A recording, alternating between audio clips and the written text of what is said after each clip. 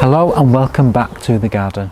In this video I'm going to be showing you how to divide heleniums.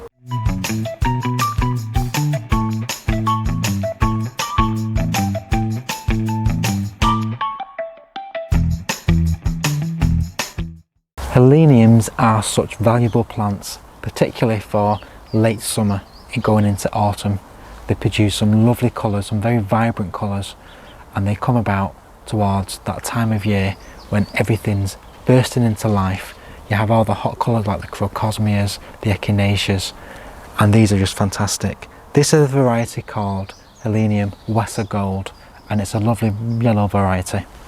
And we have grown it before in this border just to my right, and it got obliterated by slugs. So we took it, rescued it, popped it into this container, and it's been fine so far ever since. But it's now time to be dividing heleniums. Because heleniums flower later on in the year, at this time, within April now, mid-April, the plants are just producing the foliage. So at this point, it's a great time to be getting in and dividing these. So I'm hoping I'm going to be able to tip this container upside down and it's going to come out nice and easy. But sometimes it doesn't always work like that, so let's just see what happens. Oh, see, I can see it really does need to have something done to it because the roots are coming right out the bottom. So by doing this, we're going to be able to have a smaller plant in here, giving it a bit more time and a bit more space to grow, and any more divisions that we make can go into other containers. So I'm just going to tear these roots out the bottom because it will grow new roots. It doesn't need to have all those, and I'm just going to tip it upside down, give it a shake, and maybe just a push from the base, and out it comes. Whoa, I did not expect it to be that pot bound. That is quite a surprise. It's very pot bound. But as you can see, these new bits of growth here that you can see around this side have actually got their own bits of root to them, and each individual plant like that can literally be taken off and potted up and made into new plants. But because of the size of this plant, it's going to be quite difficult for me to work with it and divide it unless I take a bit of this outer root out of it, because it's very solid. So what I'm going to do is, using my knife, I'm going to try and slice it first, just down the middle. Now also, if you don't have a knife like this, you could also use something like a bread knife. You could use a spade if you're feeling brave. And you can also use two forks back to back. But I do like to get close and personal with all my plants, so I like to do things a bit more intimately and use a knife to divide. So I'm just literally pulling this apart now. As you can see, we're getting right in the centre there, and we can see what's going on. So we have a nice portion there. Now each one of these shoots could be taken up and divided, and each one would produce its own plant. But I don't want to have lots and lots of small plants. I want to have just maybe 2 clumps that's a decent size. Now you might think this is brutal, but this won't harm the plant any way at all. I'm just going to slice off a lot of these roots. A whole portion I'm just taking away, and that's what I'm going to be left with. So a nice clump like that, I'm going to pop that up in the same container. So I'm just going to get some more compost and use this to plant up this first piece. So you want to plant it about the same kind of depth that it was originally planted. So just with those nice leaves coming out of the surface.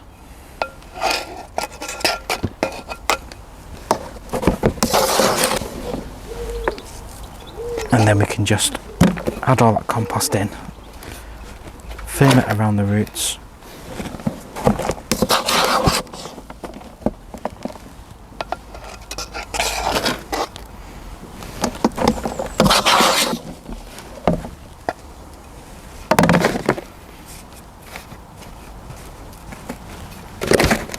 And we've got a whole new plant.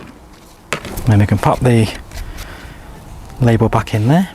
Give that a really good water in a bit. We'll put that to one side for the moment. And for this piece, I've commandeered this lovely, nice glazed container. So I'm just going to add some compost to the bottom.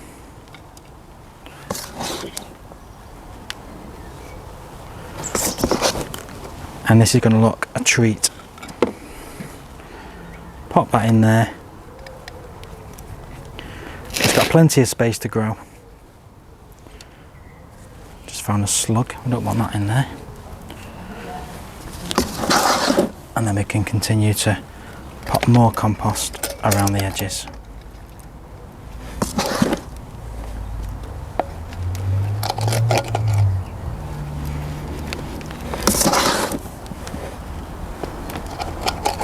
And it'd be nice to have one of these on either side of the decking, so one back where it was originally and one on the other side as well.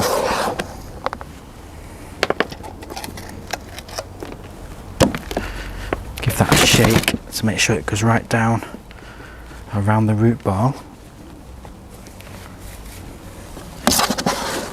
Now I find dividing plants really effective at producing plants for free, and during the month of April we've mostly done most of our dividing in the month of March, but there are some plants you can still divide in April, and all you've just got to make sure is that when you do the division and after planting you just keep them well watered, because we get into that funny stage of time now where we do have still a lot of rain, but during periods where we have a lot of sunshine as well, plants can dry out, and particularly when you've divided a plant you're going to be causing a little bit of stress to it, especially when it's starting to grow.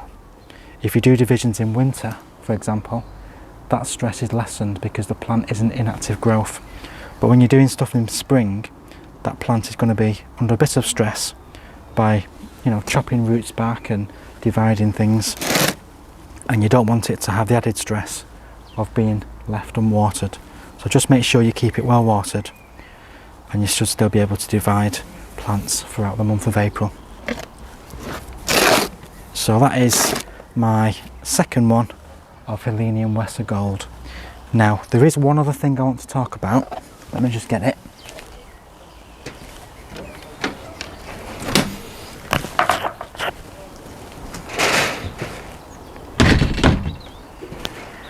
And that is this little bottle.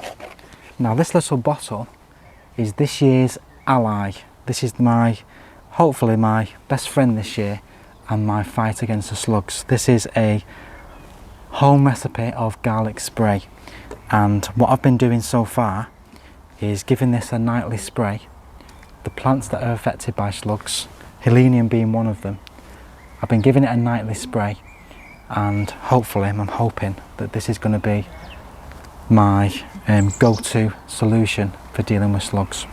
So once I've given this a good water, I'll give it a spray all over the leaves, and hopefully that pungent smell and the compounds within the garlic will help to prevent the slugs wanting to go over and have a nibble at these plants. So I'll let you know what happens and how we get on with using this, and we'll also do a separate video once we know it's effective on how to actually produce this yourself. It's very easy recipe, but we'll see just how effective it is. And so I'm hoping this is going to be my lifeline to combating the ravages of slugs on a lot of our plants. Now obviously this is not very good if you're growing plants that you're going to be growing to eat, so things like your salad crops. You don't really want salad crops tasting of garlic, so is just for ornamentals. That's the purpose I'm using it for. So I do hope you found this video informative. It's been nice to have the opportunity to divide one of my favourite later flowering perennials. This is a perennial that is fantastic during the latter part of summer. It comes in a range of different colours, from reds, coppers, different colours of yellows and oranges, and it's such a vibrant and beautiful flower head. Lovely round ball with these lovely petals that come out from it.